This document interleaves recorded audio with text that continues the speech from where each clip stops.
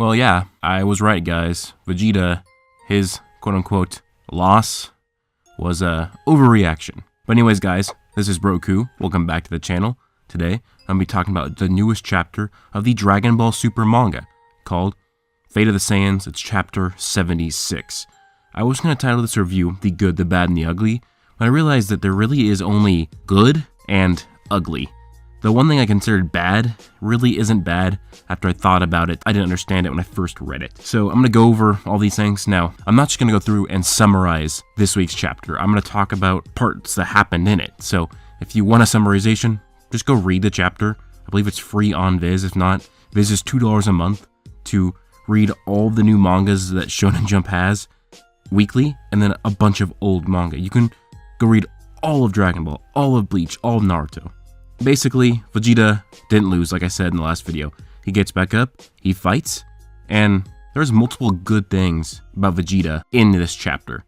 There's a few things I loved. Vegeta seems very smart in this chapter. He basically predicts that Granola's ability is going to run out. So that was foreshadowing, and that happened, as Granola's eye, his awakened eye, would revert back to normal. So I love that. And in this manga, Vegeta admits to character regression. Now, that is one of the things a lot of people didn't like about Vegeta in Dragon Ball Super compared to the end of the Z and compared to GT, and that is his character regression as he's going back to his old ways. And it was kind of even worse with Ultra Ego.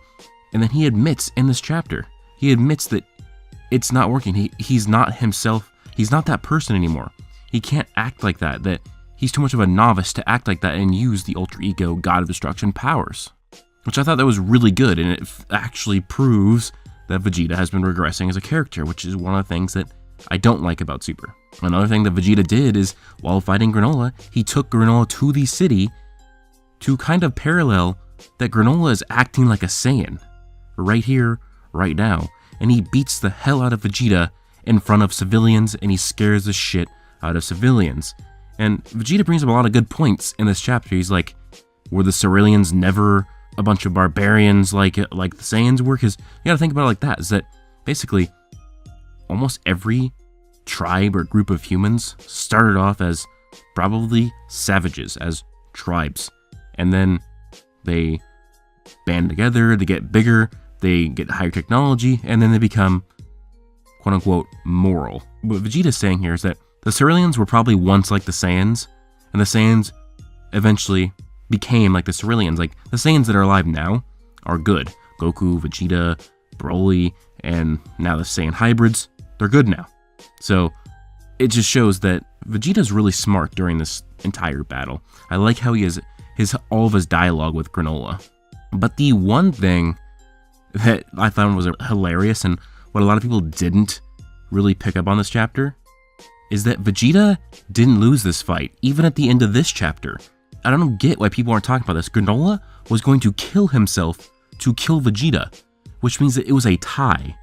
So not only does Goku get jobbered fighting Granola, Vegeta fights, does well, does better than Goku, and then forces Granola to essentially kill himself. Granola says he's going to have to fight Frieza and Hell. There's multiple statements showing that Granola is going to kill the both of them. I don't know why more people are not talking about this, because that just goes against what everybody was saying last month, where Vegeta was a jobber. He's not a jobber. Vegeta tied the fight. Now, of course, Goku did have to come in and save him at one point, but still, after Goku came in and saved him, Vegeta went back into Ultra Ego, fought him, and then boom, Vegeta ties the fight. So, all the Super haters, quote unquote, you just weren't correct about Vegeta losing, as I predicted. So, anyways, the ugly. Even though this chapter was okay, the ugly was so bad. The good was good, the ugly was atrocious. So basically, Bardock's a hero now, which is such the opposite of what he was in the episode of Bardock, where the TV special, where he was a Barbarian Saiyan, and then he got the future sensing powers. He tried to stop Frieza, he knew he couldn't, and then he knew his son would essentially become the Super Saiyan one day. That was a much better story than what happened with Minus and then Broly, and now this, where he saved the Cerealian, and this leads to a lot of fan theories, which is something I partially predicted in my theory I think it was a couple weeks ago now, that Bardock could have fathered Granola. Now, in that theory, I did wish that it was more so an experiment where a scientist got Bardock's DNA and created Granola, but now this seems like a real possibility. Why would Bardock save this Granola character? Maybe because he fathered him, and when he was on Planet Cereal, he got with Granola's mom, because when we see her in the flashback, she's by herself, not with the father, which makes it a possibility that this is Goku's brother that he's been fighting the entire time, which I hope this is not the case. And also, the ugly Manito was lying to Granola, and he did not tell him the full true story of the Saiyans arriving. And again, it'll be even uglier if Manito even knows that Granola is the son of Bardock. It's gonna get worse, because that'd be even uglier in terms of this, like, review. Why would you not tell Granola that the Saiyans, or at least a Saiyan, saved him? At this point, you now choose to do that? Why wouldn't you tell him this?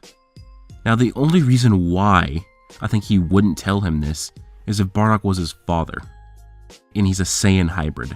I don't know. We'll have to see. Like, it sucks because I was just getting into Super so much after reading the 8 chapters of what we gotten with the Granola. I believe it started like from 67 to 75. I was loving the manga. This chapter was okay. There was a lot of good, but the ugly was so ugly that it ended up being an okay chapter. But I guess it depends on what happens from here. Hopefully we get a better explanation that can save why Manito did not tell Granola. And then I hope that Bardock is not going to end up being this hero, because his whole character has kind of been ruined by Toriyama ever since he brought in Minus, and then with Broly, and then now this. He was so much cooler in the episode of Bardock, which it's such a contradiction of why he even made Bardock canon.